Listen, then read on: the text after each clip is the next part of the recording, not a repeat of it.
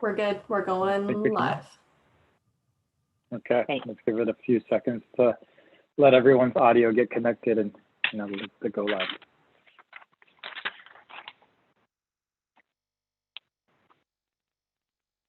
Okay.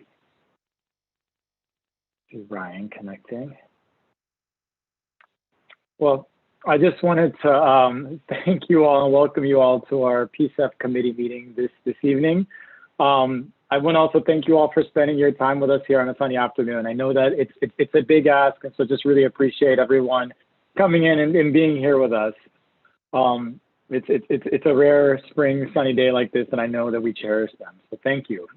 At the same time, I want to acknowledge that not everyone certainly has access to engaging in this way on Zoom, and that many of the community members that are part of PCEF, that PCEF is meant for, are not able to be in this space here today. So I just want to hold that as we move into the meeting, and want to thank you all for holding space for us today. So with that, I will send it over to Katie to walk a little bit through our bit for the day. Evening, all. So just sort of for the folks on YouTube, this is the Portland Clean Energy Fund committee meeting for April 14th. The virtual participation guidelines are a little bit different today in that there is a 15-minute break in the middle where we're going to encourage members of the public to enter into breakout rooms and chat with each other or with committee members about whatever is on your mind. But there is still a place for public comment at the front of the meeting. It'll start a little bit. We started a few minutes late, so it's going to be a few minutes after that. If you want to provide public comment, please put your name and indicate that desire into the chat box. The chat box is also where you can put your name, if you have an organizational affiliation you want to share, if you have gender pronouns you want to share, put those into the chat box as well. And I'll be introducing committee members and the staff who are participating in the meeting, and also encourage other staff who are not participating but who are listening in to introduce themselves in the chat as well. We hold the raised hand function for conversation to try and to help manage conversation in this platform with committee members, and ask that while those deliberations are going on, that members of the public act as observers. Same with the microphones and cameras. We ask that members of the public who are here act as observers, except during that 15-minute break or during the public comment period. This meeting is being recorded, and it's also being live streamed on YouTube. And maybe just a note that during the breakout rooms, folks on YouTube won't have access to that. So that will just be sort of a screen that will, for the 15-minute break, there will just be a slide up on the YouTube channel that says that we're in a break. There's also closed captioning available, and you can find that by navigating on your Zoom bar and going to those three little dots, and then on the drop-down menu, you should see an option to view the full transcript, and that's where you can see the live captioning. So with that, I think that we will move to introductions, and we'll start with committee members and then move on to staff. And just another reminder, in case anybody joined late, that if you're a member of the public, please do introduce yourself by putting your name, your organizational affiliation, and your gender pronouns into the chat box. And if you want to provide public comment, indicate that in the chat box as well. So we'll start with committee members, and we'll start with Francis. Hi, everyone. Ranfis Ginatino Viatoro, he, him pronouns, committee member. Robin. Good evening, Robin Wang, committee member, he, him, committee member. Michael. Michael Eden Hill, he, him pronouns, committee member. Maria. Hi, Maria Sabin, committee member, she or they pronouns. Megan. Hi, everybody. Megan Horst, committee member, she, her pronouns. Jeffrey, Jeffrey Moreland, he, him pronouns, committee member. Amanda, Hi everyone, Amanda Squinfagnazi, she, her pronouns, and committee member. and Faith. Oh, you're muted, Faith. Hi, everyone. Sorry about the camera shuffling going on over here. Committee member Faith Graham and she, her pronouns. And Shanice Clark is our other committee member who is going to be joining the meeting a little bit late today. So now we'll start with introducing staff who are participating in the meeting, and we'll start with June, who is the tech lead today. June? Oh, you're muted, June. That's tech savvy June right there. I know, no faith in me anymore. Sorry, y'all. June Reyes, she, her pronouns. I'll be answering all the stuff in the chat and trying to put some helpful stuff in there for you all too. Thanks, June. Wendy is going to be taking notes today. Too many buttons to push. Hi, Wendy Kelfkin, she, her, PCEF staff. I will be diligently recording what happens today. I am Katie Lister, PCEF staff, she, her, and I will send it over to Sam. Thank you. And Sam Barrasso, he, him, PCEF staff. And I'll go ahead and do the usual and read folks that have spelled out their names in the chat box. So we've got Greg Haar, he, him with us from Solar for All. James Valdez on the team, PCEF staff, he, him. Angela Previdelli, she, her, PCEF staff. Deidre Schutz, she, her, from Nutrition Garden RX. Janet Hammer, she, her, PCEF staff. And Jay Richmond, they, them, PCEF staff. All right. All right. So I'll just run through the agenda pretty quickly. Everybody has received a copy of it, and it's also posted online. For the folks who are joining or watching on YouTube, or who are joining on members of the public, there was also a memo that was sent out that was associated with this meeting, and that is also available online. But it's probably not something that we'll be displaying during the meeting, but you can view it online. And I see June just put the link to that into the chat box as well. So the next thing, it doesn't look like anybody signed up for public comment in the chat box. So we're going to move right into program updates. And that is you, Sam. Make sure I unmute. Okay, and no one caught us, so I will just acknowledge this in case folks are wondering. We're behind a few on some committee meeting minutes that we will bring to you all. So we will bring a log of them to you all in the next committee meeting for approval. But just as a note, since we've fallen behind a little bit on those. So thank you for your patience.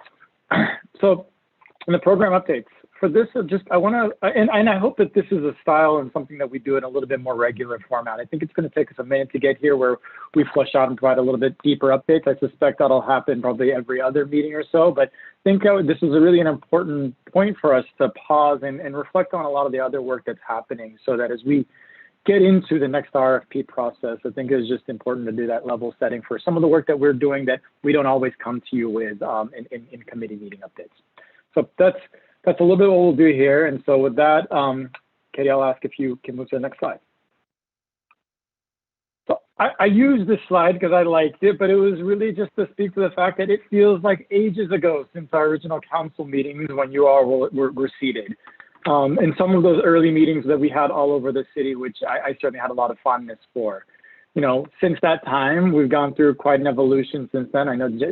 I don't know, you may, anyways, we can chat about that another time. But we've gone through quite an evolution since then. And we started originally, as we staffed on those meetings with just 5 members, all of us showing up to prep and set up tables and food and everything for those committee meetings, to now 11 and a half full-time FTE, almost 11 and a half full-time FTE. That'll be starting May 3rd, which by city standards, I think is quite a growth. And we still have another position to recruit for shortly, or to fill. So that's just a little bit of, as we speak to the program updates, I really wanted to just also continue on with how our work is evolving. And so I know I tend to think of like the sun in this image as the igniting of the sun as like the first conversations that sparked PCEF, which there may be debate about even that. But that's what I like. And I think right now we're sort of in the tetrapod stage, but we're about to make a leap into higher functioning and move into the next stages. So what this means overall is that we're no longer solely focusing on program design and development, but we actually have grantees and fortunately a rockstar grants management team. So as we think about some of the better ways in which we engage community and develop capacity, I think that's a little bit of what we'll do here on the next slide, and as well as speaking to the team and how we fit within the Bureau.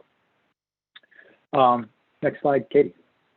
So I just wanted to share where a lot of the work that's happening right now, and a lot of the work that's happening, it's really, and maybe sequence-wise, I could have thought this better, but a lot of the work that we're doing now is focusing on grantee onboarding. So a good chunk of the team, I'd say at least 4 or 5 members of the team, all to the left side of this page, is all focused on, working with all of the 38 grantees on their 45 proposals and diving deeper into their scopes of work, working through their reporting requirements, establishing their communications approaches, understanding the disbursement processes, whether grantees getting quarterly advances or receiving funds on a reimbursement basis.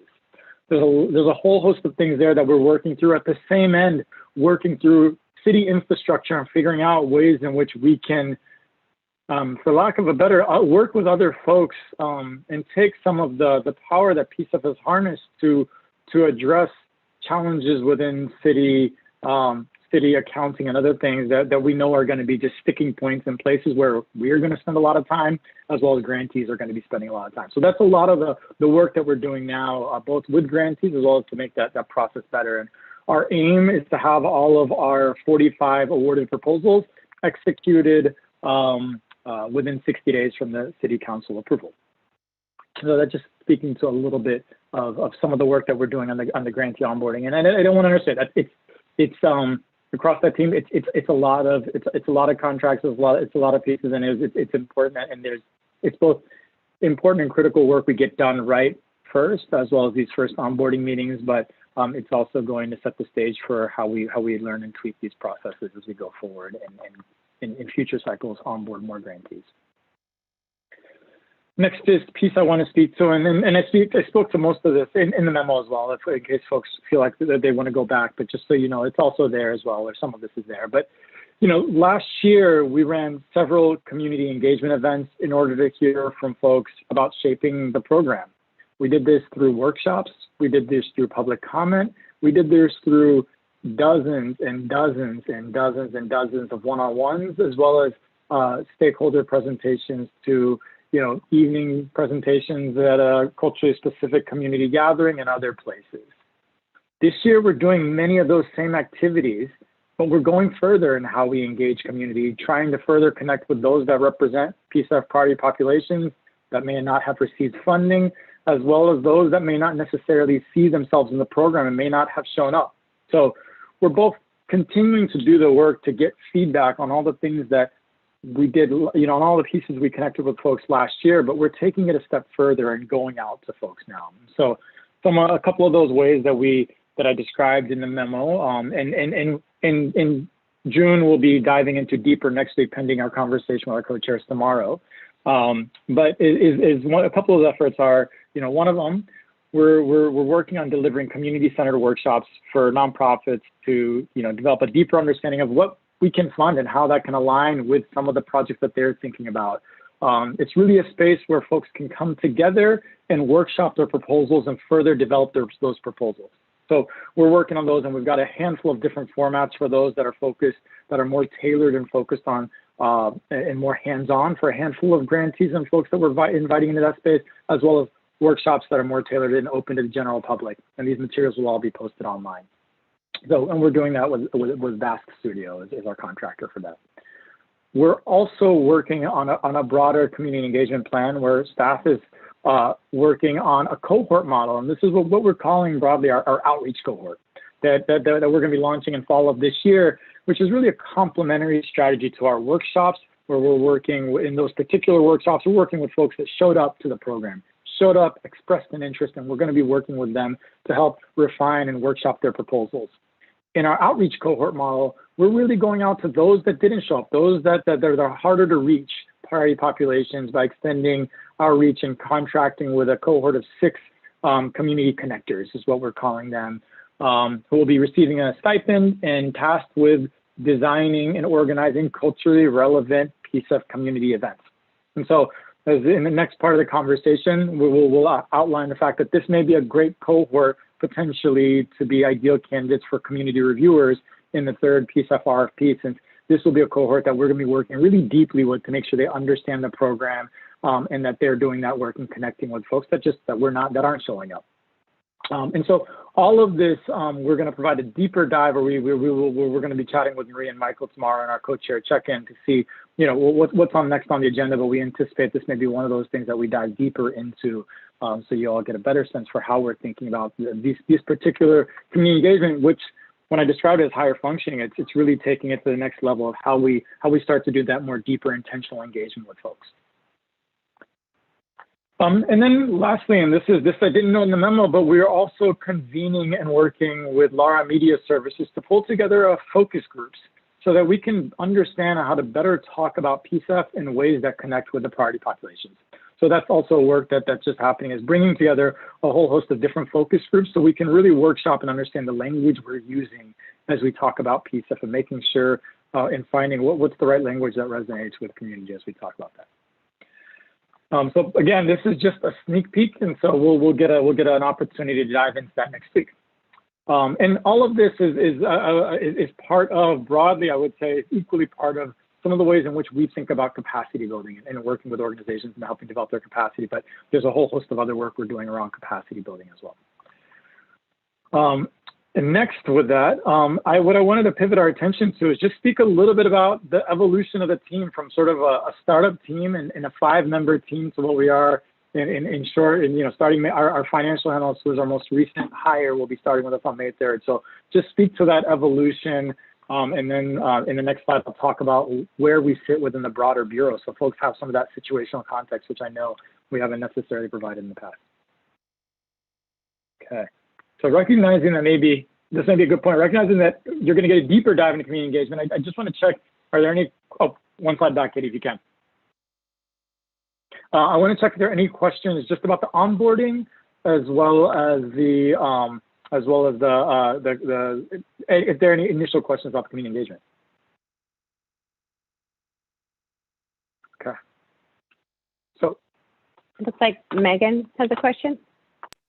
Just a really brief question, Sam. You mentioned some focus groups with the consultant, and I mean, I'm assuming we'll get a report out, but I guess I'm just hoping we do when those happen. And did you say what time when those are happening? I need to check back in with the team. I think it took us a little longer to get that contract going because our procurement, there's more challenges within procurement and just departures within the city. So it's taken us longer. So I know that originally our time frame for that was originally running those focus groups in May. So I need to check back in with the team just to see whether we're still whether that's still on track for that. And that's something that I know that June can speak to next week as well. So there will be a report as part of that, or some documentation that we can figure out how to share with you all. And I expect that timeline, and we'll get an update on that timeline next week after the meeting. Ramsey? Not much of a question, just more of a comment.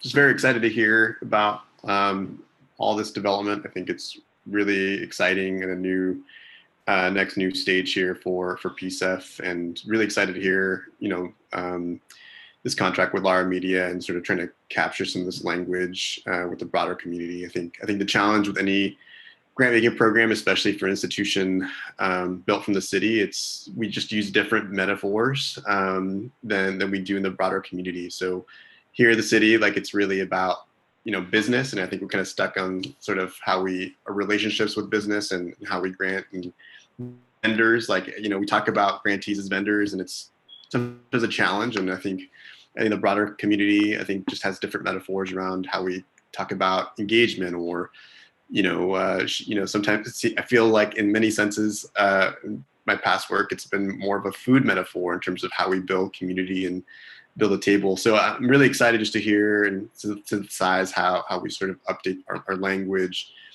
not just at PCEF, but how it reflects in all our materials moving forward. So I'm just kind of excited and interested to learn those case studies.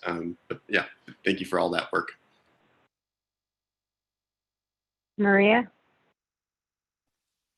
Thank you, Sam and Katie, for generating this evolving org chart for us. It was one of the earliest pieces of feedback we gave in the co-chair meeting, and you took Michael's comment and turned it around. So this is great. This is also part of co-chair's interest in creating a little bit more clarity around who does what on the PCEF staff, and for committee members to have an easier resource to navigate so that you can all reach out to people depending on like their subject matter expertise or their area of work within the PCEF team to answer some of your questions that might not get addressed here. And you might have heard Sam reference the co-chair meeting check-in after this meeting. Michael and I are trying to have this regular check-in immediately after the PCEF committee meetings, but not after as in 10 p.m. And there was a little confusion on that desire, but we're going to try to check in within the next few days so we can work through some of the comments and feedback that we get in this forum and not forget about it, so we can turn around and assign tasks and work through something before the next committee meeting.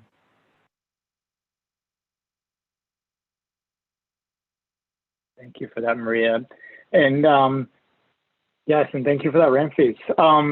It's been quite a ways, and I think it's all of what you're saying is just a show of just such talented staff. I mean, I think we've got great folks really thinking about this, and so much of the work that we did in the first year is building each of these pieces up. So you're going to continue to see this evolution as we continue to just further build on the existing work that we have, as well as revisit the work that we've built and figure out how to do that better. So I'm really excited, and a lot of this is just a product of a really, really, really talented team, and you'll continue to see that. So I hope that we'll make sure that we start bringing more of these pieces around. But I want to just start with here. This is a piece that it's been evolving. We started as a startup team, and so I know that I'm already behind. So I'm going to just go quickly and at least name the individuals here behind these, because I realized once I created this slide, I was like, and Megan, thank you for that comment. Something that I shared later that I hope with you all is that congratulations to Katie to being promoted as deputy program manager. So now Katie's supervising the grants management team. That includes Angela Providelli as the grant systems analyst, Wendy Kelfkin as the clean energy project manager, Jay Richmond as the workforce and contractor development project manager, and then David Granfield as a regenerative ag and green infrastructure project manager.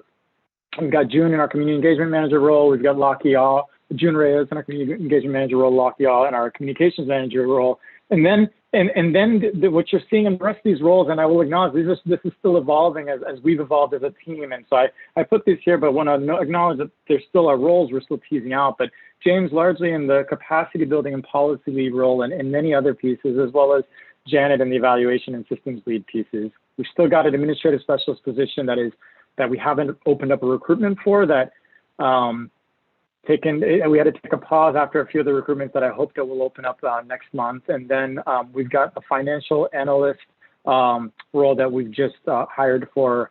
We accepted our position offer, I think last Friday or Thursday. We'll be starting this May 3rd, and we've had a half-time financial analyst that has been with us since the start. So just speaks to a little bit of this, and we'll continue. And I think that I suspect the next step will just be getting this information online so that others more broadly have access to this and see how this is laid out. So there's as folks have seen our website and I think can commiserate, it's a piece of work. There's work to be done there, and so there's a big backlog of work, and so that's, if you don't see it, it's not because we're not thinking about it. So please keep nudging us as there are things that you see, and we'll also share, like, here's where that exists. So okay, next slide. And this just so that folks know where we sit within the broader Bureau of Planning and Sustainability. So we've got our Director Durbin, and then we've got really three or four core areas. We've got our planning side of the Bureau, which has about 9 teams under it, anywhere from 2 members on a team to 6 members on a team. We've got our sustainability side, which is where we sit. We've got our internal services. This is sort of our broader bureau communications staff, our HR services, other pieces. And then we've got our equity and engagement team. Within the sustainability part of our team, right now, I do report to the director of Bureau Planning and Sustainability, but historically, I've reported to our chief sustainability officer. And so that position is currently vacant. So right now we report to the director, but you see some of the other teams that we collaborate closely with. We have a sustainable engagement and waste team. And then we've got a climate, energy, and sustainable development team, which leads a lot of the policy and climate action planning efforts within the Bureau.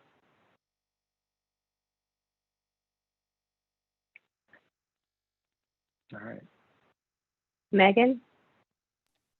Sorry, I guess I have lots of comments and questions already tonight, but I love org charts, apparently. Sam, this is really helpful to like situate where we sit.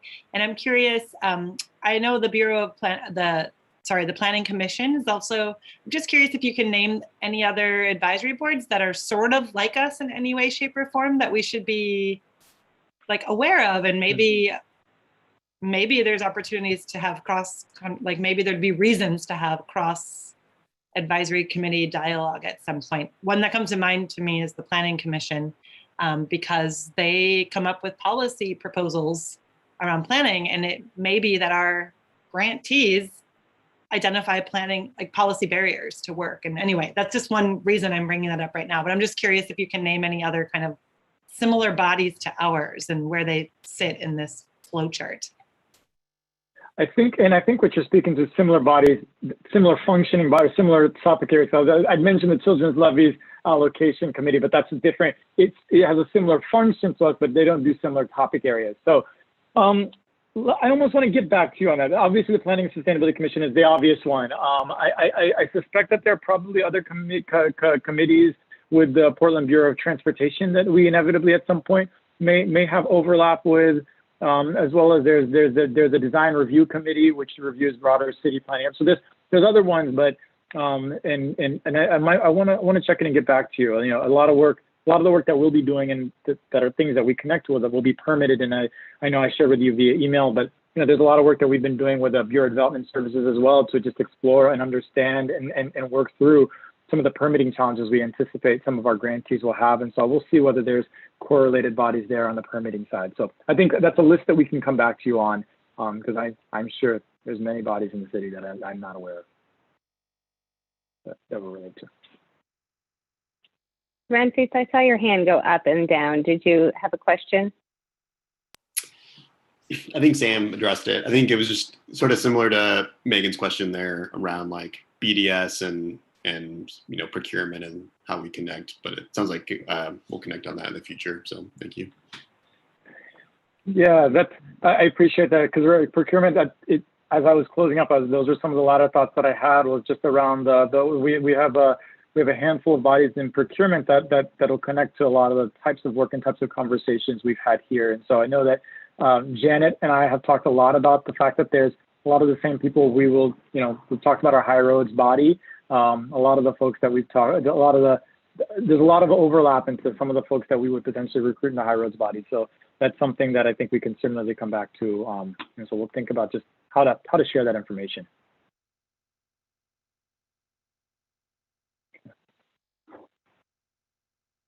Great. Ready to move on? All right. And so before moving on to the next slide, I think the reason we wanted to share that is that we spent a good chunk of this past year working with you all to develop this RFP, and now we have our grantees. And so as part of that, there's just a good bit of the staff capacity and team capacity that is now shifting to working directly with those grantees and making and helping them be successful and making that work now truly happen. And so I wanted to speak to that evolution because it'd been we had been a startup team that had been in every meeting. We huddle after every meeting. We would meet for a committee meeting, then we'd meet from 9 to 9:30 afterwards. And that was not we've talked about that. I think the staff are calling that up. That did not work over time as a practice that sort of organically came about. And so it's just there's been a range of evolutions in terms of how we've worked and how we structure our work and how we connect as a team. And I think that it's just important to get some insight into that, as this conversation will be really important as we come back around later in the year as we start talking about potential code changes and start thinking through that, because our administrative cap structure, all of those have big implications in terms of how we get to do our work and the level of service we provide. Okay. So with that, then let's start talking about the next RFPs. I'll frame maybe if we can slide before we get to these words. Take it back one slide, Katie, because I can talk to. Sorry, I know. I think that the context I wanted to provide here, just a couple pieces that we start out with before we start jumping into and talking about the next RFP. The first thing is that in our proposed budget, we're planning on going out in the next fiscal year. So the fiscal year being starting July 1st, 2021 through June 30, 2022. For that time period, we're planning on releasing $60 million for PCEF projects. It's a large amount. It's a large amount, and it reflects the fact that while there's a lot of uncertainty in the fund value early on before really getting to this point, it was really in about the past 3 months that we got a lot of certainty around what 2019 year revenues were. That was the first year that entities were subject to PCEF, yet those folks, their taxes really didn't come due until October 2020. So it's really the first time when we've got a really solid picture of what that is. And so for our first year revenues, we are talking about the first year incoming revenues. It was north of 60 million, and so it gives you a sense that that's like and as much as the pandemic has had real impacts, I suspect that because of the measure and the way that it's structured, we're going to be getting that sort of amount, a similar amount annually. And so what that means is we've now operating on a lag. We have a fund balance. And so this next year, we're budgeting 60 million. I suspect that the year after that, we'll be budgeting potentially even more. So that's just the framing to start out. This year, we'll be moving out. That's really, to move anything less out, I would just share, would be it's obviously there's no intent to grant to entities that do not have that are not eligible. But if there are 60 million ineligible projects, it is the intent to move that level of resources out in order to remotely stay on top of what is coming in. So I'll start with sort of that as a starting place for the conversation, and then the second piece, as we've proposed, is that we consider 2 proposals to move that. So 2 proposals that are identical, 30 million each in each proposal, in order to move those resources. And a large part of that was in response to a significant amount of feedback that we heard that folks would like more than just one sort of, I'm thinking about your metaphors, bite at the apple in a year. Folks would like to have more than one opportunity to apply for PCEF funds. And so that's sort of where we started in structuring a timeline here, recognizing that there's many which ways and we can adjust things. But wanted to at least outline sort of those 2 pieces that we're starting with as we frame out the planning for the next RFP. Just it's ambitious. Okay. Do folks have any questions about that?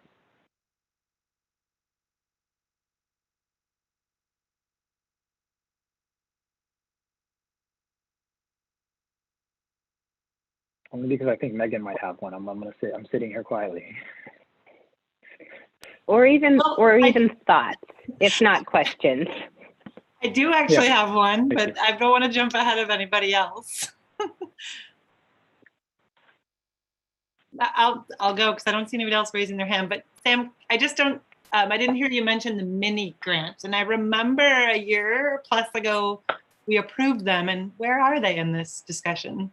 It was very much on my thing because it's an important part of the program that fortunately Angela Providelli is leading on and working up the build out of the mini grants program. So that is something we are busy working on, the build out and structuring that and taking our lessons learned from the application support grants. So you all will get a presentation.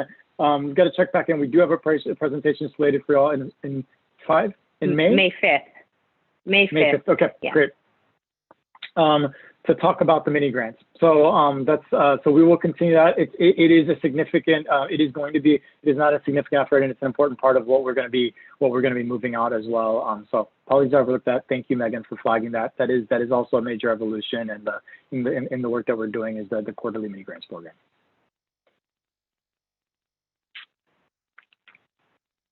Okay. All right. Then let's move to the next slide. So what you see here, we're in April. We've got another meeting next week.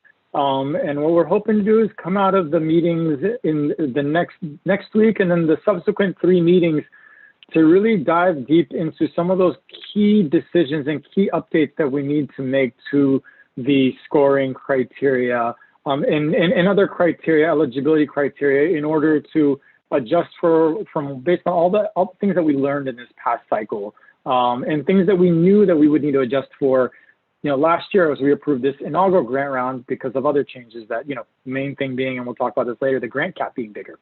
So what we've said is ideally about working through that in 4 meetings, and the intent would be that these are criteria, and this is criteria we would be updating specifically for both RFP number 2 and 3. So they'd generally be identical. Obviously, if they're things that we learn as we go out, process changes, we will make tweaks, but the intent is for them to be pretty much the same RFP that we're releasing 2 different times.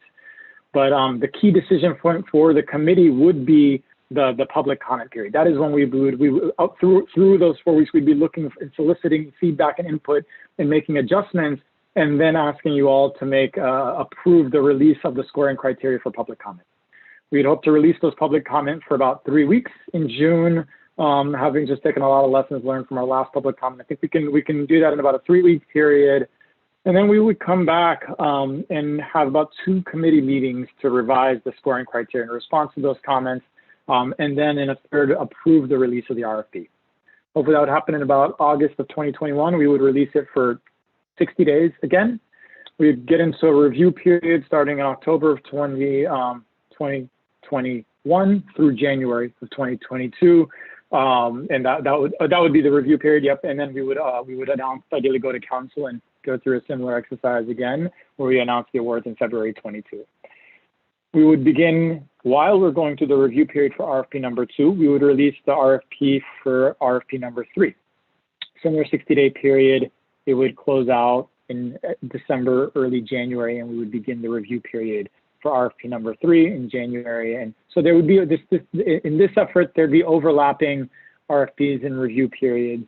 And over time, I think the intent is to build more time in between them. But this is sort of what we've laid out, and I think that there's many iterations and different ways in which we can structure RFPs in the future. This is our proposal based on the fact that we received many proposals that were multi-criteria, that were investing in clean energy and regenerative ag and workforce development. And so a lot of, in terms of the structure of the actual RFP and the type it was, or the types we were soliciting proposals for all the RFPs worked well. And so that's largely why we're leaning again towards that worked. We're going to continue with that, but there was certainly substantive updates within the questions themselves. So I know that we'll move to that in the next slide, but I just wanted to speak to sort of what allows us, a big part of releasing that RFP number 3 in November is that it wouldn't really have substantive changes. It would be largely the same form as RFP number 2.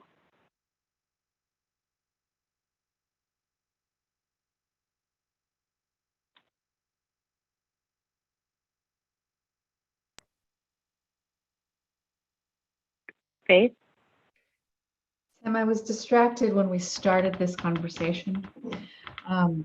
So I apologize because I know you've already shared this, but tell me why again the rationale between having 2 instead of 1, $230 million instead of $160 million. I mean, the big part was, certainly there's an element of spreading the workflow in terms of the onboarding of grantees. When we get, and it depends on the grant cap, the grant sizes and whatnot, but onboarding, if it took a similar form, right? This year we've got for 8.6 million, we have 45 proposals.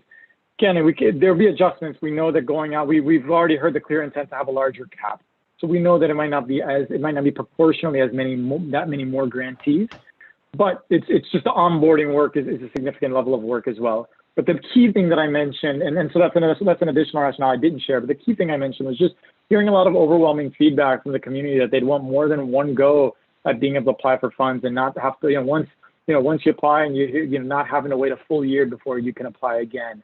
And so this timeline is certainly based on sort of what we have to operate with this year. I think the intent and I think the hope would be in future years that we've got a larger spread between the RFPs, that it'd be really more like an RFP actually showing up every 6 months. But working sort of backwards from releasing 60 million in the next fiscal year, this is sort of what we work to. Grantee? I just want to comment that this is exciting. So I just want to this is kind of exciting. I do have some other big picture questions, happy to sort of ask later down in the future slides. But I think the one I think of concern that I just want to raise here is just what this means for grant management moving forward, and then just what this pace means for staff. So I just want to note that this seems like a pretty intensive process where we're just going from RFP to RFP, then getting ready for the next 2 RFPs. So, I just want to sort of flag the pace of what this means for staff. Just recognizing we've already been going through a breakneck speed, which I think is, I think inherent in trying to build a program, and that we'll be jumping into that. So I think, I don't think it's a concern for me to say, no, let's not do this, but it is for me a concern to say, I'm, concerned about what this means for staff capacity moving forward. What are the, are we considering additional helping hands to making sure that we're doing this process in a thoughtful manner, and doing this in a manner that's not leading to, I think, staff burnout. So I think those are kind of just my central kind of key questions here, because I think at any time once we start thinking multiple years, which in itself is exciting, and it sounds like we're being responsive to the needs of the public. I think I'm just trying to raise at least those considerations, which I'm sure you've all been sort of thinking through, but that's just, I think, a flag that comes to mind as I'm kind of digesting this a little bit. Robin? Yeah, thanks for sharing this. I guess in general, I like this time frame, but my question is, how firm is this? Is this like written in stone? Is it kind of hardened in cement, or is some of the work that we'll be doing the next few weeks and months, can that influence this schedule?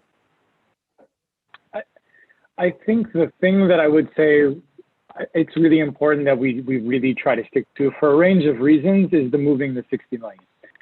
I think in terms of whether it's 1 solicitation, 2 solicitations, I think that's there's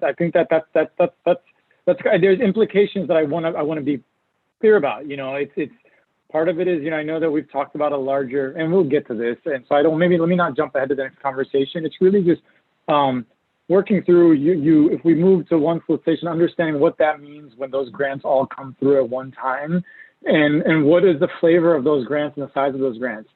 We have, we took one approach this past year, and yet we know that we've always been I think there's always been a clear intent that I've certainly heard from the committee and that has been broadly talked about, that the grant cap would be larger. And so just what does that actually start to look like in terms of the overall distribution of projects? Because if we have a grant cap that is 5 million, if we have a grant cap that's 10 million, granted the review of the applications will still we'll still get a lot of applications, but it may be that you don't actually have as many grants to onboard, and just the implications of that across the board from the types of grantees that we are getting to provide grants to, as well, and a whole other thing. So there's the considerations, and so I think, Robin, to answer your question, it's really the 60 million. I'd say there's probably not going to be much room on that, but in terms of what it looks like, that's an open conversation, and I hope that that's a conversation that we want to, for our planning purposes, really work through and hear your thoughts today, certainly, and then we'll carry that into next week, ideally.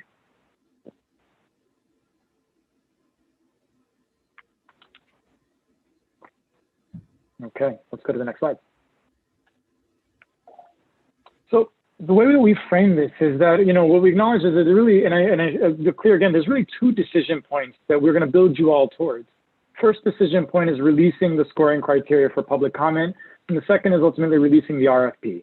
But leading up to those decision points, there are several critical input areas that we're going to seek from you all. And I'll just list them all, and then we'll go through them one by one. But it's, threshold scores and review and how we go about that. Community and committee scoring, the grant cap, workforce training grants, innovation, anti-displacement. These are things that we've identified as really key things that are going to be really important that we spend some time on as a full committee, that are going to be important for both just having gone through this last cycle, important for applicants and others in terms of better understanding. We know through this cycle, you all have also pulled apart pieces of information and things that you all saw, and we've had conversations and examples of conversation that, Robin, you have had with Katie around how we evaluate the finance section and the scoring of the application. So there's other nuggets of information we know that you all each bring. But these were some of the key major pieces that we've identified as staff. And what we were proposing is, as before I go through this, that for all those other pieces of information, I think one we were proposing in the next really 2 weeks that you email those to staff. And it could really be as simple as bullets and have follow-up with us so that we can bring that back with Michael and Maria, sit down with them and really tease out how do we bring those forth and flesh those out. So that's one, is just for those other elements beyond this, and we know there are many, or there are certainly ones you all thought really hard about, to email simple as a bullet, like I've been thinking about this and how we did this, so that we can follow up and kind of pull those together and figure out how we, knowing sort of what we're trying to do, how we bring that together. So that's at least some of the pieces we were thinking about in terms of bringing some of the nuggets that you all have been holding. In addition, I will acknowledge that we will also be doing interviews with you all shortly, and then we've got to still schedule those with staff as follow-up and debriefs. And so we know those will elevate other things as well. So those are just two avenues in which we were hoping to, for some things that aren't listed here, for hoping to pull your feedback. But as we think about just these individual elements, I'll just walk through a few of the things, the questions that we have, and this certainly is also in your memo. So don't feel like you're left with it just here. We want to make sure that you feel that you've heard them here, we've talked about them to some extent, and that you can go back and review the memo and think about them some more. But some of the threshold review pieces, we know there's going to be more grants, but we want to talk about, should there be a minimum number of points required for an application to be advanced to a scoring panel? Should the initial review eliminate a portion of the lowest scoring applications from scoring panels? So should staff do the initial review and let's say we only advance 1.5 times the funding to scoring panels. So if the funding is $30 million, we only advance $45 million in proposals, the highest $45 million to scoring panels. So some of those questions, and some of those considerations that we want to go through, because as we've certainly talked about what it means. We want to just come up with different ways and structure different ways.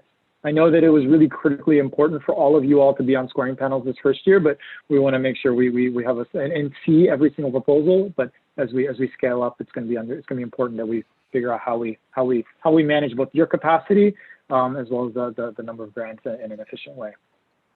I'll share. The next is just your participation. It's really, I know that when we did the exercise in the last committee meeting, there's a lot of interest in scoring panels, and it brought a lot of warmth to me because it's a deep part of the process, but at the same end, it is a part of the process where you all really got to see and connect with the proposals. So certainly see that. And so the question we want to ask is, are all committee members going to be sitting on scoring panels?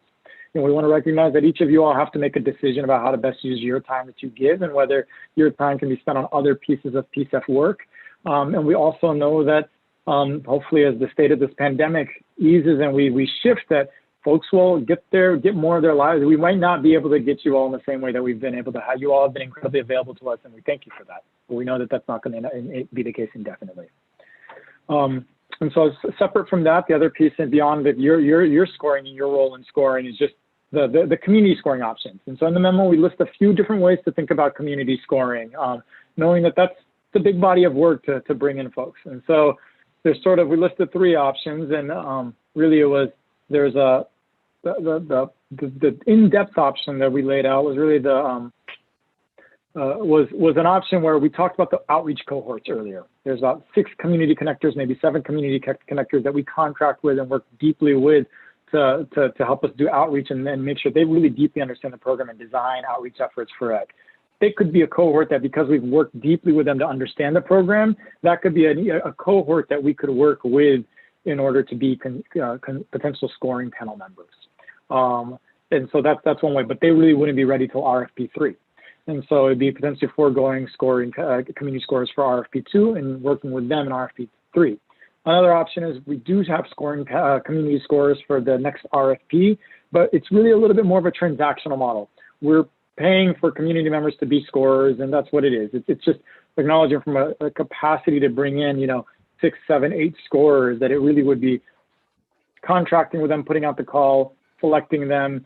We're doing one session on the scoring criteria as well as one bias session and bringing them to scoring. So, and then there's probably option 3, which is a combination and involves potentially drawing from organizations that are familiar with PCEF, either folks that applied last round or another structure. And we just need to negotiate and come back to you all and think through and work with you all on the potential challenges with perceptions of conflicts of interest that may arise there.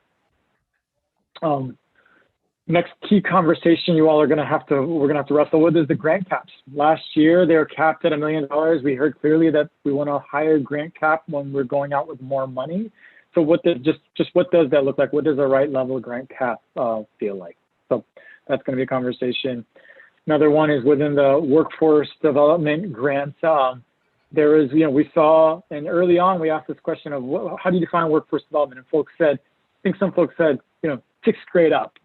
And so we did not define that, but I think as we saw the proposals come in, we think that there may be an interest and a conversation, at least with the committee, of do we want to allocate, do we want to be more specific around allocations for workforce development that is targeted at the 12th grade and below versus really the sort of workforce ready workforce development projects, and whether you may want to actually define allocations for those particular sectors. Next would be innovation. Just what does this category mean? In the code, it's written as the other category. We know that it's the place where transportation projects fall. Do we want to specifically call it an allocation for transportation out of the other category? There's just some of those conversations in defining that. And certainly we can see innovation falls into clean energy, into workforce development. There's a little bit of innovation in green infrastructure and regenerative value. How do we want to define the other category, and then really think about innovation and whether we want to know how we want to think about that? So that's another conversation. And then the last one that we know that there was a lot of interest last time that we promised we would hold space for this next round was displacement. We said there's a lot of feedback of organizations in the last round to our initial scoring criteria was that some people said we're not advocacy organizations. We don't really understand, like, we do this, and displacement and anti-displacement, it's a bigger thing that we in our role haven't thought about. And so we took some of those questions out, but there was when we go out for larger projects, we had proposed the idea that we would come up with a dollar threshold investment and potentially overlay that with a map. So we would find areas of the city that we know, based on studies we've done, that may be more prone to displacement. We would say, hey, there's a PCEF proposal greater than, let's just say, $2 million in this neighborhood. As part of their grant agreement, if they're awarded a grant, they would need to work with our anti-displacement team within the Bureau to come up with an anti-displacement plan. So that's why, and so are there other considerations? So that's what we posited and think there was interest there, and whether there'd be other considerations that should be incorporated in that effort. And those are conversations we're currently having with our planning side, which that work happens in. So those are just some of the critical input areas that we wanted to identify for you all. And I know we're about to go into a break here at 7 o'clock, so maybe we have time for one question or two. So I don't want to get too far, but then when we come back, the hope is that we talk a little bit about some of those next steps here, just some of your reflections to this, both the timeline as well as these critical input areas. And then we can craft together what the next committee meeting looks like before we move and talk about evaluation. We do have time for maybe one question or comment. If anyone has one, want to try and stick to the 15-minute break plan.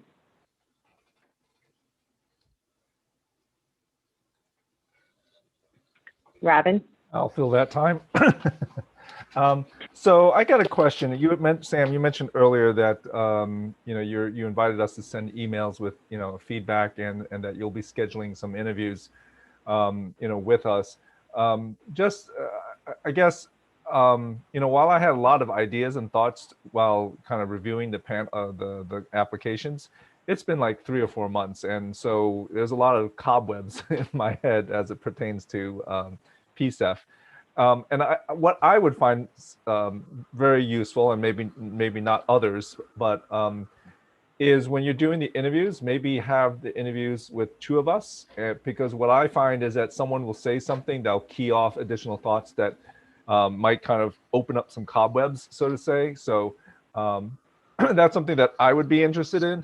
Again, not others might not be, but if that can be accommodated, I think it'll be very beneficial for me to recall some ideas or thoughts that I had during the process. Robin, I appreciate that feedback, and that may make it more efficient for us. So what we will do is I'll check in with Jen and other folks that have been thinking through and working on that, and it may be that we come back to you and say, hey, we'd like to schedule this. Are you interested in a one-on-one or a paired interview? And so give folks a little bit of the option for folks that may want to just do a one-on-one. So I think that's great, and I'll check in, but great piece of feedback, and we'll certainly make sure you have all the questions that we'll be asking beforehand to help jog some of those thoughts as well. Thanks, Robin, for filling that minute. We are going to move into the breakout rooms now. Because we don't have a large number of folks, members of the public who are participating in this meeting, I think the original plan was to go to 3 breakout rooms, but now we're going to go to 2 breakout rooms. One of the things that does mean, however, is that one of the breakout rooms will have 5 committee members, and so we will need to take notes now in the breakout rooms because you will be sort of in kind of a pseudo public meeting. So I just wanted to flag that because it's a little bit of a deviation from the original plan. I think maybe one thing we do want to continue to do this, and maybe one thing we need to do is as folks know that they can come and mingle, if that's something they're interested in, maybe we'll get more participation, maybe do a little bit more kind of getting the word out about it. So June is going to do some technology that makes everyone kind of disappear into a pre-assigned room. Members of the public, you can move rooms. You will be automatically moved into a breakout room, but you have the option to move yourself into another room. There is a square with squares in it that is an icon that will show up once the breakout rooms are available, and that will show up on your kind of Zoom menu bar or at the bottom of your screen, kind of underneath where you see people's faces. And if you click on that, then it will give you the option to sort of like move around to different breakout rooms.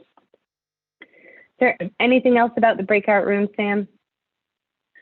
Just that it's also a break. So it truly is. Treat it like you would a break when we were in person. You go take your bio breaks or whatever else you need, and also mingle and whatever else. So just make sure folks take care of yourselves in 15 minutes and hopefully you enjoy each other's company. That's it. And just a quick note before we open it, if you're going to stay in the main session, just to be off video and mute, because we will be still live streaming, and we don't want to unintentionally capture any folks on the live stream. So I'm going to start opening up the breakout room. Thanks, June.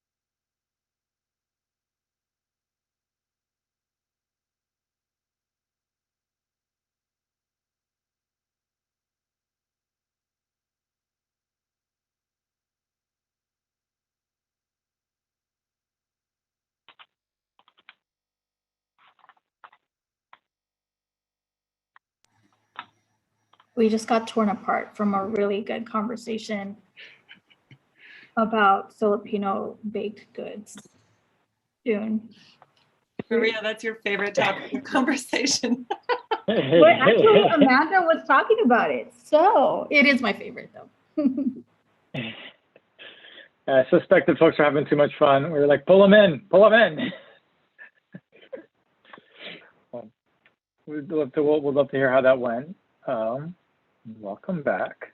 Let's see. I think we're still we're still having folks travel. Yeah, I think folks are still doing the travel back.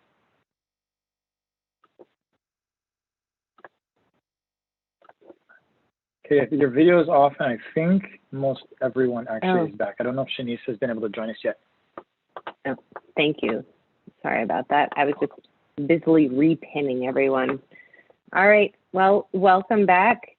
I looked from most folks' expressions like that was a successful experiment. So we'll be repeating it in future meetings. So we're just about 5 minutes behind, which frankly, you know, for us, I feel like it's pretty good and right on time. So we're I think Sam is gonna talk for just about 5 minutes about kind of next steps in what the next steps are in talking about planning for the next RFP. And then we'll move into talking about evaluation, much of which is actually also about the next RFP and kind of how we're getting with the evaluation that we're doing to help inform improvements to the next round or the next solicitation. So Sam, back to you. Thank you. Really, I think what we want to do, it's pretty simple here. I think what we want is, we've listed a handful of big items that are going to be critical decision points or critical input points that we're going to need from you all. And yet we know that there are probably others you're thinking about. So one, we will follow up with an email that just kind of acknowledges that one, can you, if there are things that you're thinking about, please email us so we can start compiling them, pulling them together, and then fleshing them out. And that may be through one-on-ones with staff, because we follow up and we call you to talk those through. But it may also come out in your interviews. So we'll talk about those too. Otherwise, I think that what we're hoping to do next week is to come back, and some of the items that I listed in the last slide, we want to dig into those a little bit further. And really just go through and really talk about the pros and cons and the implications for whether it's threshold reviews, community reviews, your reviews, some of the definitions. We'll really start to work through some of those and then start to create placeholder for some of the other things that are coming up. So the hope is that next week that we dive deeper, but then also get a little bit of, and pending our check-in with Michael and Maria tomorrow, to also potentially get a deeper dive into how we're thinking about community engagement. So with that, I'd just love to hear I know that we're short on time, but if there are any initial thoughts that are coming up that can help us think about what would be helpful for you all next week in your conversations as we sort of dive deeper into the next RFP planning.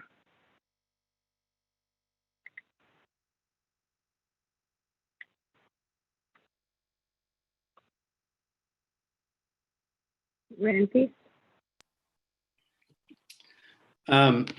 Well, I think I enjoyed this activity. Hopefully we just have a broader turnout from the community on this. I'm very particularly interested to see how we do move forward on community engagement and as a form of leadership development and getting community members involved. But I do think a key point that's worth just resolving, which I think you've already highlighted, Sam, is just transportation. I mean, I think it's, again, it's like probably the largest amount of emissions in our region, where greatest potential for greenhouse gas reductions. That I think it is something that we do need to address, how we actually prioritize and reflect that in the application.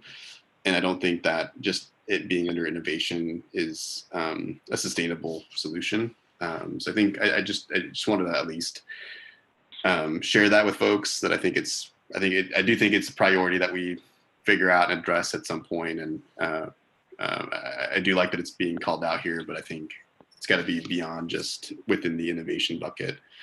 The last piece I think it's worth highlighting, and we'll leave this for staff to think about, is how will PCEF intersect with federal stimulus conversations, whether it's block grants, different community grants that will be coming in, try to get people back to work or build back better, as I think is this current saying right now for the federal government about reinvestments.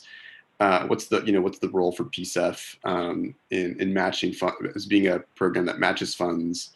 So there's just, I think, some key things really that should have been swirling around my head in terms of what's going to be PCEF's role or intersection there. So more just suggestions and thoughts than real, like, we need to do this right now. So.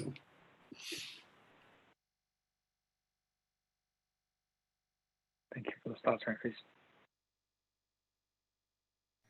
To add to what Ramfis said, my interest in transportation is aligned in that same thought. And also, what would it take for the committee to continue advancing transportation within innovation or on its own? Can you remind us about code or policy changes, or are these things that we can retool within the spaces and resources we have with us right now? I'll just answer that. Yeah, thank you, Maria, and thank you, Ramfis, for that point around transportation. It is. I mean, transportation is the biggest. It is our biggest and growing source of emissions. And yet it wasn't explicitly called out within the initiative. And I can certainly there's a longer history to why that wasn't, and we can get into why it wasn't called out. I mean, I'll be direct. It was intentional that it wasn't called out. And so. It is a code. It is a code change unless you were to fund it out of the other innovation bucket. And so what I've been up until now, it was really get us through this first cycle, really maybe one more cycle, and then bring together at that point, having gone through a couple of cycles, seen a full range of both things that work well, things that don't work well, and a full range of proposals all the way up to $30 million, $60 million level. Really at that point to start to level, this year we had a good sense for the overall level of subscription that we had to each of the funding areas. This is how many clean energy projects, and it generally speaking, it lined up fairly well to the funding allocations. We had a lot of predominantly clean energy projects, a good chunk of probably workforce development is probably oversubscribed in terms of interest. So there's a little bit of having gone through that and seeing sort of what is the demand, and then coming back. And our plan is to come back, and after having gone through and onboard a handful of grantees to open the broad range of code adjustments. So we can start. We've had a running list of things that you all are going to want to consider in terms of the code conversations, both from administrative cap to transportation to the way schools are called out within it, within the code, and how schools could receive funding. So there's a handful of things, and the expectation was to, I know we are going to be. Maria, we haven't gone there to start really laying out that work plan for the committee, but as we lay out that work plan, the expectation was to get through the second round, laying out this RFP and then begin the conversation and necessary work that needs to happen to explore those realm of changes and make sure we're able to do our due diligence with you all, with the community around what those changes may look like.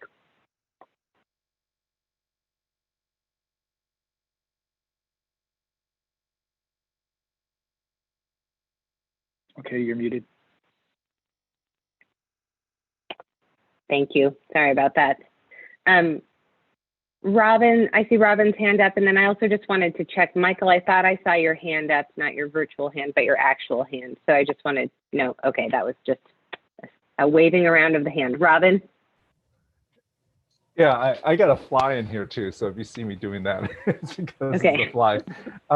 I'd like to, have a conversation. I don't know if we're ready for it right at this point or this year, but I'd like to have a conversation around, multi-year grants. And I'm not talking 2 years or 3 years. I'm talking on the order of 5 to 10 years. And, it's a little bit of a leap, and I don't know if the code, city code allows for it, but, I think for some organizations who have projects that, that it's going to take years to do the impact that they want to do. Having to go year to year, writing, grant applications, not knowing whether you're going to get funded for these programs or not, really kind of doesn't, it's inefficient, and it sets up, it just sets up this kind of, potentially just bad cycle. And so if there is an opportunity to, we see this project and it's good, and maybe we funded it for 2 or 3 years and it's continuing to good, and there's a huge demand for that, and potential impact for that.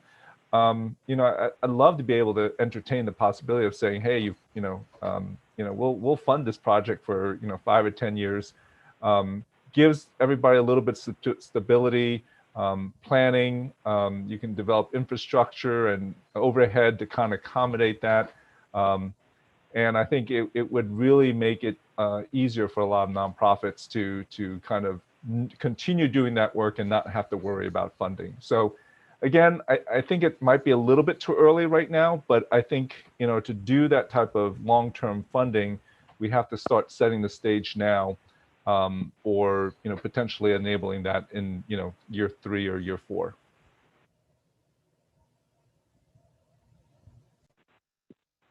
Thanks, Robin.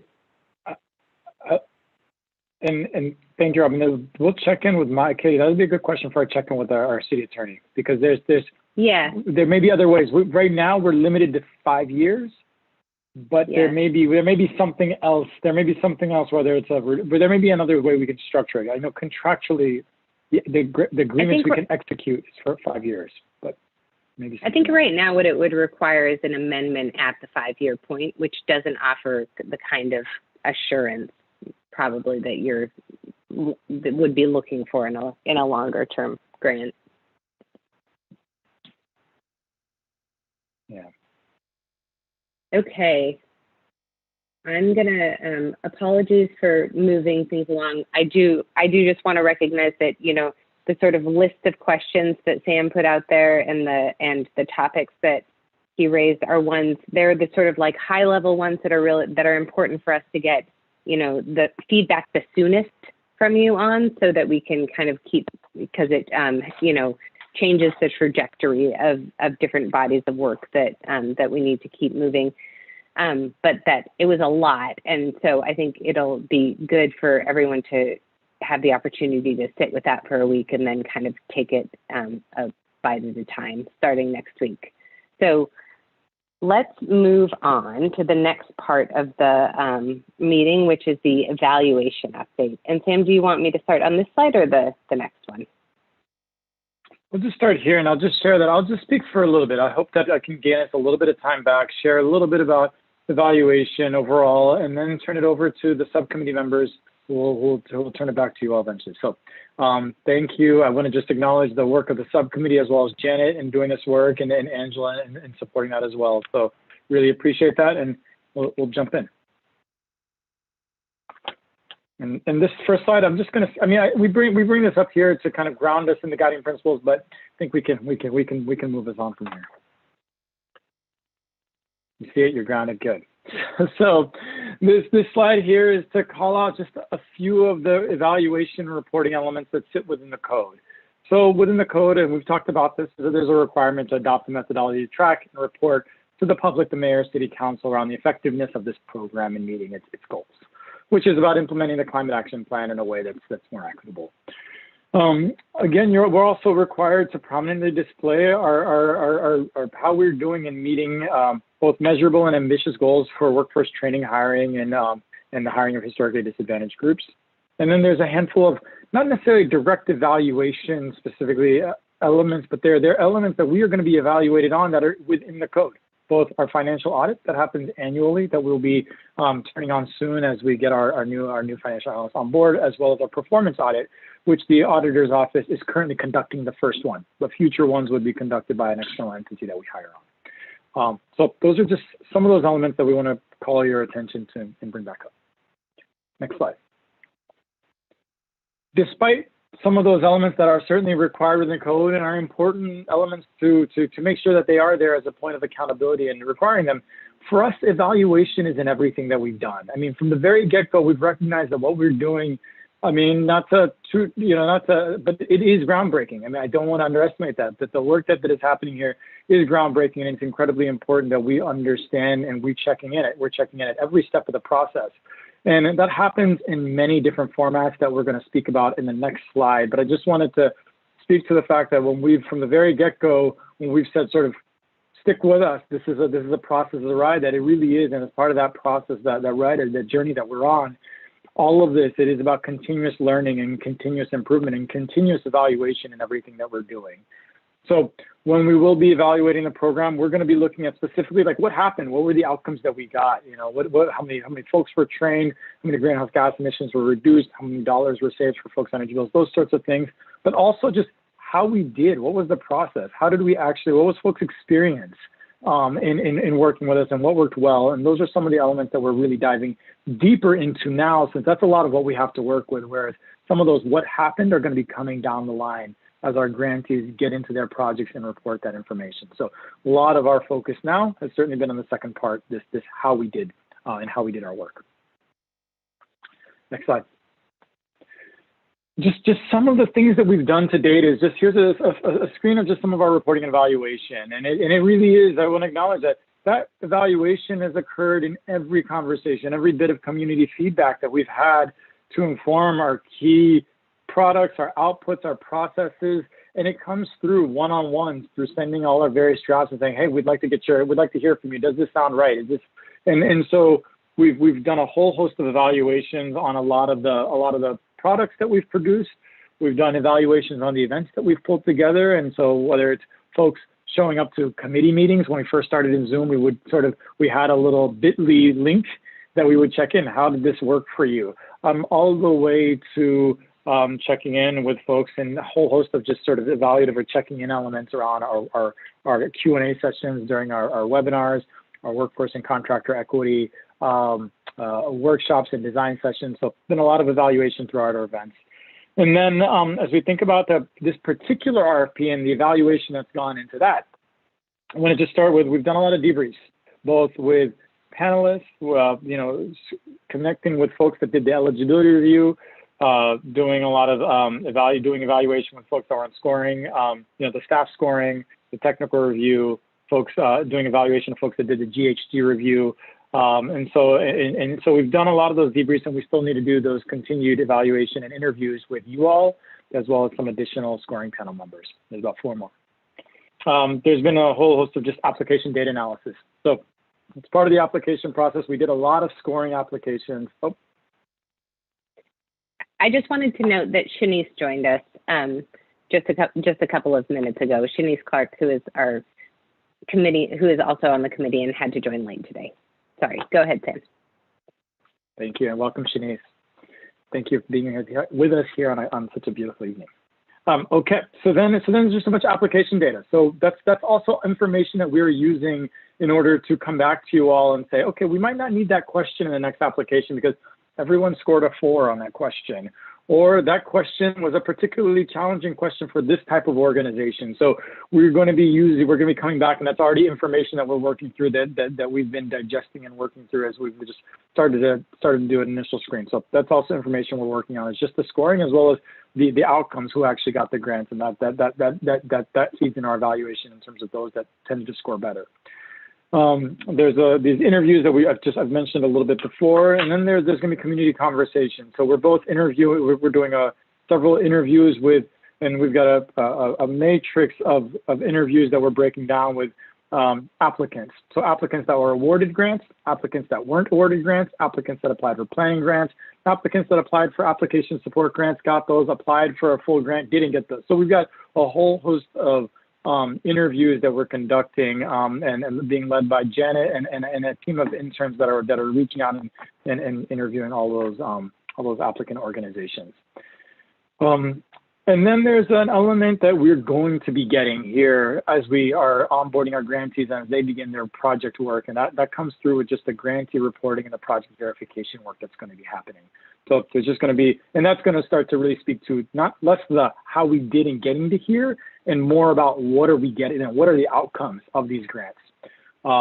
And then there's work ultimately the reporting subcommittee. So that's just a little overview that when we talk about evaluation, it's a pretty broad realm of many things that we're doing, and we've had I'd say an evaluation lens and really how do we improve the work that we're doing throughout everything that we've done, and then there's more formal evaluation. So with that, I'll stop talking and try to cede time back to I don't know if I exceeded time. I think I might have used up all the time, but I'll turn it over to the reporting subcommittee. So thank you.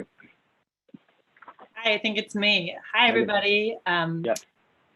Sorry you're hearing a lot from me tonight. And you also might be hearing the ice cream truck in the background because it's driving around Foster Powell, Mount Scottaway, Woodstock right now, which is where I live.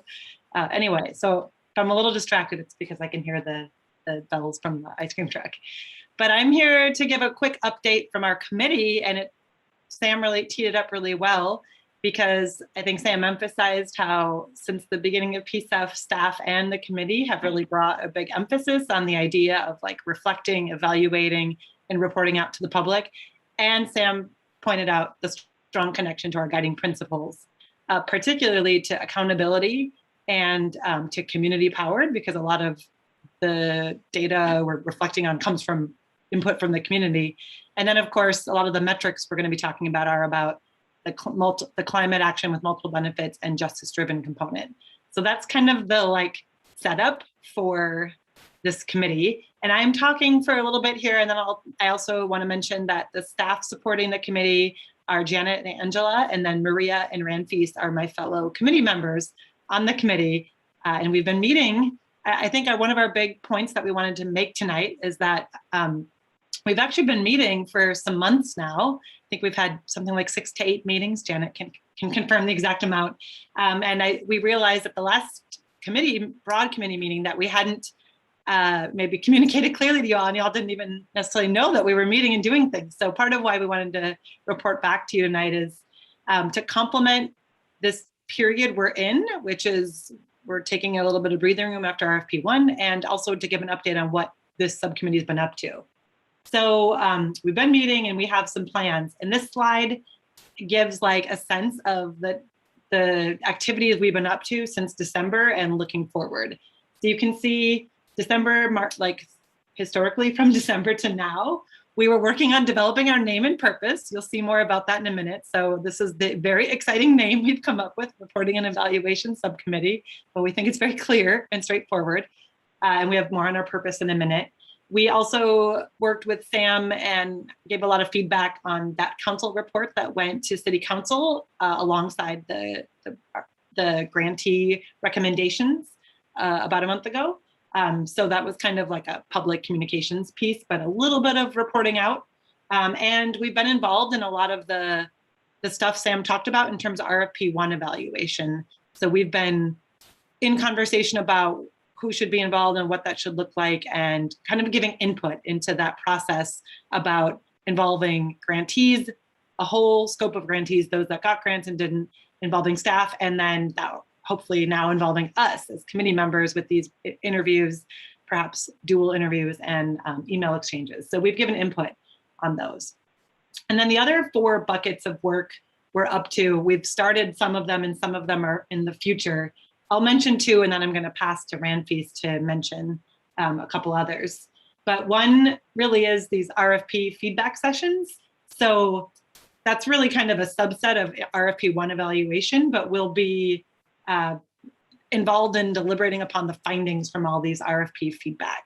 So that's kind of coming forward in June. And I feel like we've already talked a fair amount about that today. So I won't say a whole lot more about that to save time. And then the other thing that I'm going to talk about is the metrics draft and approach, but we have a whole slide on that. So before we get there, I'm going to pass to Ranfis, who's going to talk about the other 2 on their workforce and development goals and program review and audits. So Ranfis. Yeah, thanks, Megan, for the overview, and I'll probably be pretty short here. I think it'll be, I think again that the role of this committee is one, making sure that we're discussing again how we're doing reports. So I think that, again, as noted, this is how the community holds us accountable. So making sure that it's living somewhere. So for workforce and contractor development, there's a possibility that this is something that could live with the High Roads Committee. But I think what's really important is that we as a subcommittee know where it's living and can provide the recommendations for the full committee to ensure that it is actually, we are actually tracking this. We're actually, there's a place where this lives around how we're reporting and evaluating around workforce and contractor development, because I think this is a really important key area, I think, for the community to hold us accountable. And I know the community will, over time, give us ways to refine and give feedback on how to assess how we're funding these key areas. What's additionally really important here, and making sure that this actually does live somewhere, is program reviews and program audits. So that is something that's spelled out within our PCEF charter. So it's not to say that we as a subcommittee will perform the charter, but making sure that it actually lives somewhere. So as you'll recall, we had the city auditor do our initial audit here, but just to know that, that's not exactly to expect that we'll have that process happen every single year. So it's really important for us as a committee to really provide a recommendation to the full committee how we as a program are going to fully assess, fully review, and provide an audit again of how we're moving this program. And so again, this is just another way to address what's on the charter, but it's a way again for how there's an opportunity for community feedback and a way for community to hold us accountable. So hopefully I captured these two items really well and succinctly. I will kick this back to you, Megan.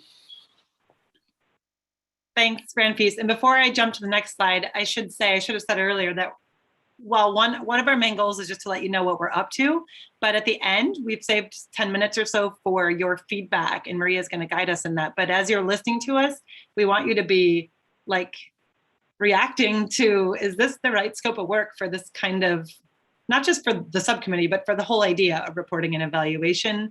And how do you see all this fitting together, and what might you want to be involved in, and et cetera? And Maria will have discussion questions, but as you're listening, it's not just us reporting at you. We want you to react in a few minutes here. But so Ranfi's covered how we see the idea of tracking workforce and development related numbers, and that's in the PCEF code also, that we need to be tracking that as part of our work, and being involved in audits or doing our own sort of audits. And I'm going to take us to the next slide, or somebody's going to take us this one.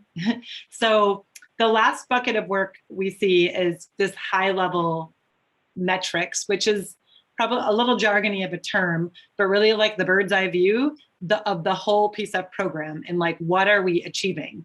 And really this is important from our accountability commitment, because we want to show the world, we want to show our voters in Portland and the residents of Portland that we are having the kinds of outcomes they were hoping for when they voted in favor of PCEF, right?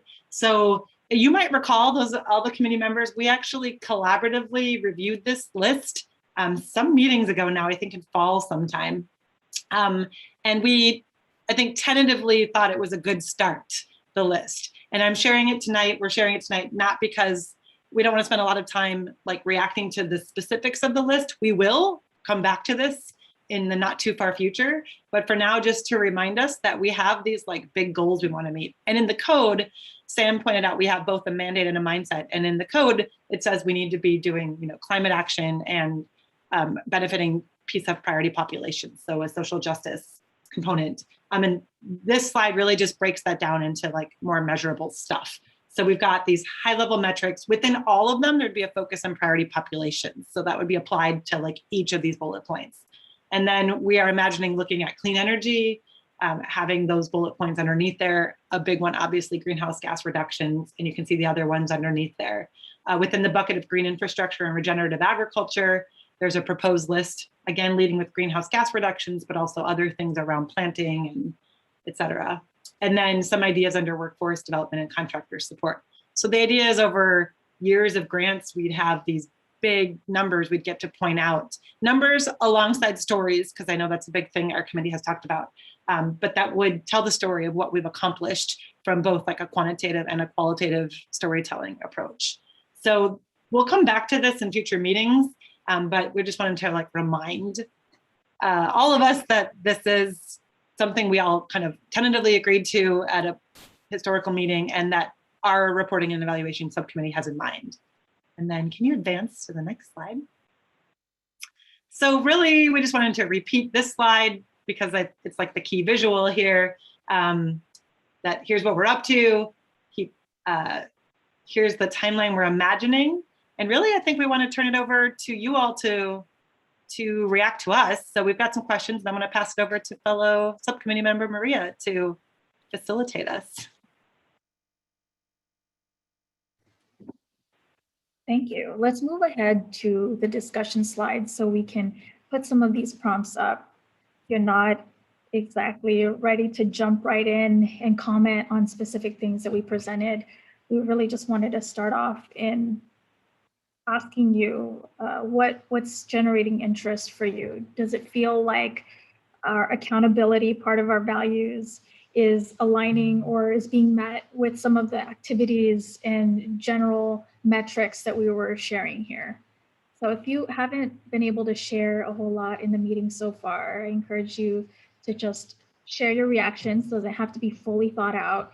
Could be things that you are thinking through, and maybe you'll inspire somebody else to add to that or to also reflect on it the way you have been.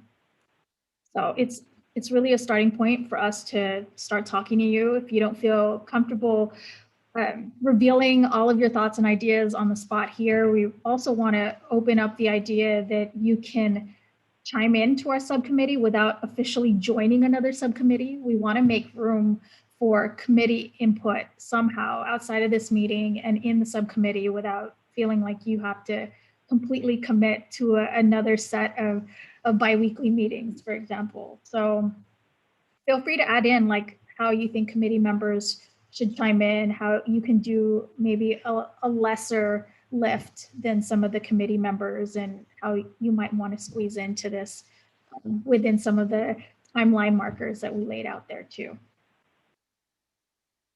I'm just waiting for Robin to raise his hand, but I'll take any takers. He did. Robin. Yeah. Thank you, Katie. I'm just waiting for you to make it official. I was gonna wait, but then you kind of teased me, so I'll pose my question. This is more of a clarifying question. You know, when you're reporting the metrics, is that information based upon what's forecasted in the applications, or is that going to be what really happened a year or two, you know, after implementation? Is there a means to measure, you know, this solar panel system that gets installed? Are we going to ask the grantees to say, you know, we did X, Y, and Z in their grant report? So I'm kind of curious, at what point, what data are you collecting? Do you want me to answer that? I will say it's a little bit of a hybrid, Robin. So it's definitely not what's in the application, but it's not, but it's modeled. It's modeled based on what actually gets built. So we won't be going back. So like if a solar installation typically lasts 30 years, we won't be measuring it for 30 years or requiring reporting for 30 years, but we can, you know, there are standard models that can estimate how much that panel will generate for the next 30 years. So it's not exactly actual data, but it's definitely more accurate and precise than what's in the application at the application stage.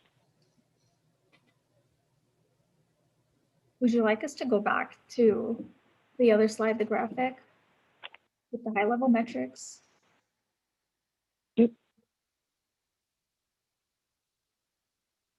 Thanks, Janet and Angela, for dressing this one up for us. We're trying on the graphics and not quite like showing our billion-year evolution, but this is almost as fancy.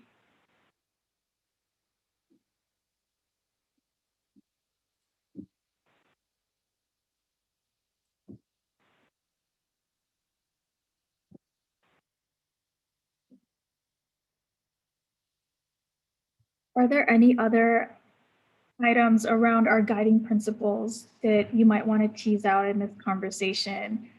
We've been focusing mostly on accountability, but certainly our other ones are just as important to address within the subcommittee's work. Any thoughts on how we can continue to emphasize equity and climate together and how they show up in our metrics? Faith and then Jeffrey.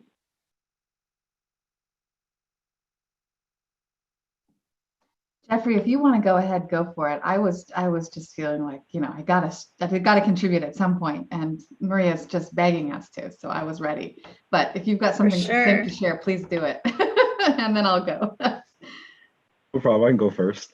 Yeah, the workforce development and contractor support. I see you have the 4 bullets. I see more centered towards workforce development, but like contractor support. Like we're talking about DBEs, like things of that nature, like actual contractors with the minority aspect to it. I think we need a couple bullets actually centered towards the contractor support aspect of it, because it seems like most of it is centered more towards the workforce. We'll take note on that. I'm sure all the subcommittee members just wrote it down. If we could edit the slide now, we would, but thank you. Thank you. Faith, and then Shanice. All right, I'll jump in with something that's not nearly as useful as what Jeffrey just shared, because it's just so much more high level. But one of the questions I was thinking about is, did I miss the slide on purpose? Because That's funny. I think in the final meeting notes here, it comes after our discussion questions, but yeah. Okay, great. Well, I thought I possibly could have missed it. So perfect. We'll get to that. Yeah, whoever's advancing, Katie, I think it's you advancing the slides. Oops.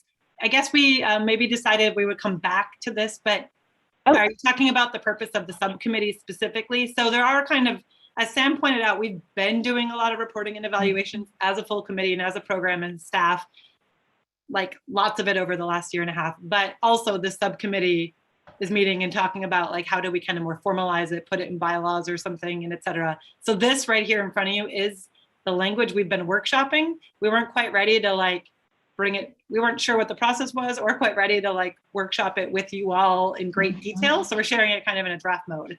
But yeah, you can see we said this would be our purpose, is basically to both fulfill the mandate of the PCEF code and also do some other things that we think are just important in terms of our mindset. So we say we're going to do those 3 things on here, which is the subcommittee would kind of develop alongside staff the whole process of reporting and evaluation. We'd focus both on achievements and process.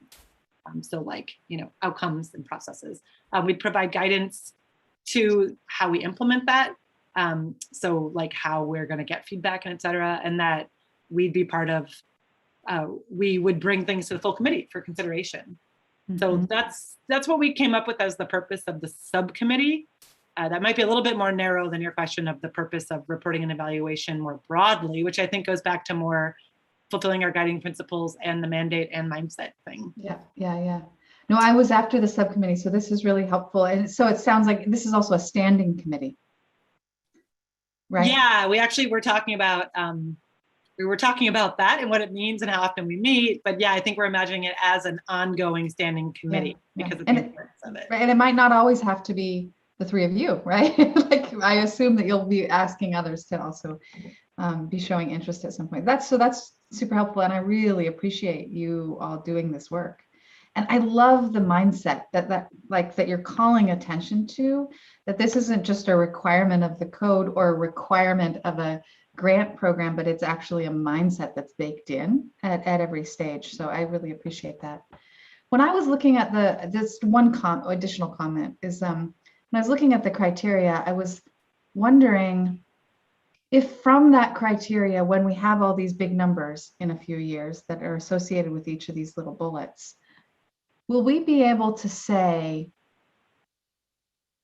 that we got to the truth of what the program was intended to deliver? Will we be able to say that there's an equitable distribution of wealth, of opportunity, of power, of ability to protect oneself and shield from climate change? And maybe the answer is yes, but that's what I'm sitting with. It's kind of like, are these the right things that are going to be able to tell us that yes, we've made a mark on those really the bigger picture of transition that we're working for? It's 8 o'clock right now, but I do really want to give Shanice an opportunity to ask a question or a comment. So hopefully if folks can just hang with us for a little bit past 8, that would be great. Shanice? And it'll be brief. Jeffrey's comment was a lot more helpful than what I want to share, but just mostly wanting to affirm and appreciate the work that y'all have laid out here. And I'm resonating, especially as we think about or just have vernacular around greenhouse gas emissions, and that quantifying it being it felt like a big focus, if you will, of what climate measuring the climate impacts of projects. So I appreciate this discussion, and thinking about housing and wealth and workers could be really valuable here.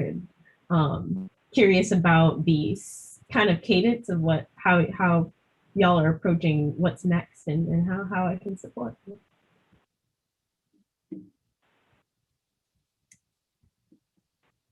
Thanks, Shanice. Maria, did you have anything else you wanted to add, or questions or anything before we close out? Well, I think Faith laid it out pretty well. We weren't quite on the level of asking anyone to adopt our subcommittee's purpose and goals, but just start thinking about that now on how we could formalize what we're working on. We also did not reveal that we want to continue recruiting for a subcommittee participation, as maybe people might transition out or move around to different subcommittees if they see that, oh my gosh, this is not exactly where I want to spend my time every Tuesday, Thursday. But I think this is something we want to think about. How do we formalize committee participation and decision making inside and outside of the subcommittee? Where are the critical input areas for committee, community, and community in subcommittee? I think there's a lot of that logistical stuff that we have to work through on how do we bring in community members into subcommittee spaces if there's a desire for that. And we want some of you to weigh in, if you can, on what that structure or process could potentially look like. Yeah, this is a Rand Feast.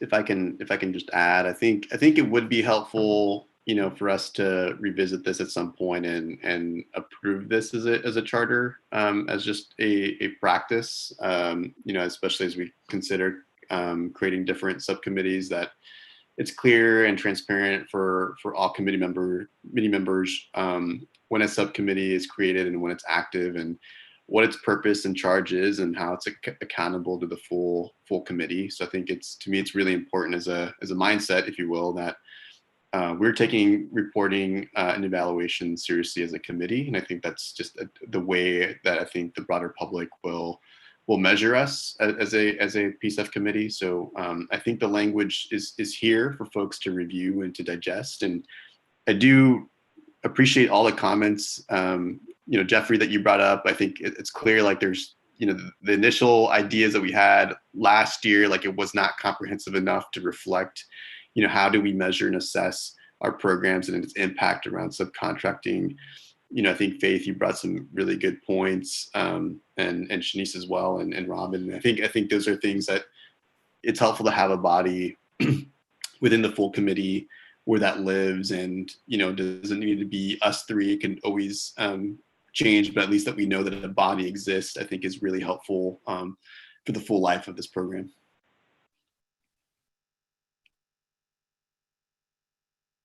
Maria, I saw your hand go back up. Yeah, I wanted to go back to Shanice's comment, and also anybody who says that they're worried that what they're contributing is not helpful is all helpful, and we don't want you to hesitate to share. And that's why we have subcommittee members too, because Megan and Ramfis know I'm just still formulating ideas and I'm talking through it with them, and they've just been so great and supportive in that space, along with Janet and Angela. But Shanice, I think there's a lot of work to be done too, and thinking through how do we evaluate planning grants, and how do we also demonstrate that what we've generated from that kind of funding is also creating meaningful change and impact, and that these tools are also making space for success to be evaluated there. So anybody has wisdom to share in any form or any which way, or even if it's minutes or hours, please do join in. I remembered the sticky notes we had on our Jamboard, and some of you dragged it to reporting and evaluation. So we're going to bring that back and see if we can pull some of you in from time to time. The Jamboard doesn't forget.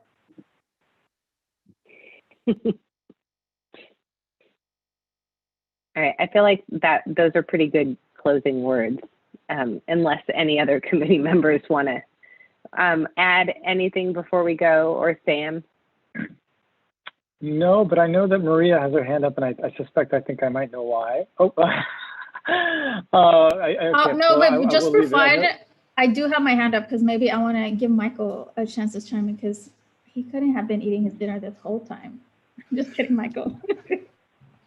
I am I'm a little exhausted tonight, but so I've been listening. I'm definitely going to come back with some feedback over the next couple meetings, because I know we're coming back to all of these. And this was just sort of putting the questions out there. So I'm looking forward to coming back with some better questions, some better feedback, and maybe even an idea. All right. Thanks, Michael. Okay. I know that there was talk about a different way of closing out, but I'm not seeing it. So I'm gonna go ahead and think that may be it. I think Rampeace is up for it. Rampeace? I'm being put on the spot here, but so I had proposed this to Sam and Maria to consider, and Michael, and I think I come from this social justice movement around immigrant rights, and particularly around the farm worker movement rights. So oftentimes in events and rallies, especially where communication has been a barrier, we've been taught the unity clap, which has been an approach to sort of help convey victories, whether small or large, but a way to build community, especially where either communication is a barrier, or for us today, where distance is a barrier. And so the unity clap has a history. The history comes from the farm worker movement. Several decades ago, Latino farm workers and Filipino farm workers were organizing together to improve worker conditions and improve wages and benefits for workers. And so from a variety of reasons, and racist laws, there's just far fewer labor standards or protections for workers, for farm workers. And so the unity clap was introduced as a way to rally both Filipino farm workers and Latino farm workers. And so I will try to model it. It's generally starts as a slow clap, and the pace will increase over time. This is gonna be a little bit of a challenge here in Zoom. So I will try to best model. So I see everyone here is on mute. So I'm gonna ask you all to unmute if you can for this final portion. And I will be patient and wait till everyone is unmuted. Okay, so I see folks are now unmuted. So I'll try to model. It's gonna be a slow clap. We'll try to keep in unison. And then it's going to increase slowly over time, okay? So hopefully this is successful, but I will start slowly.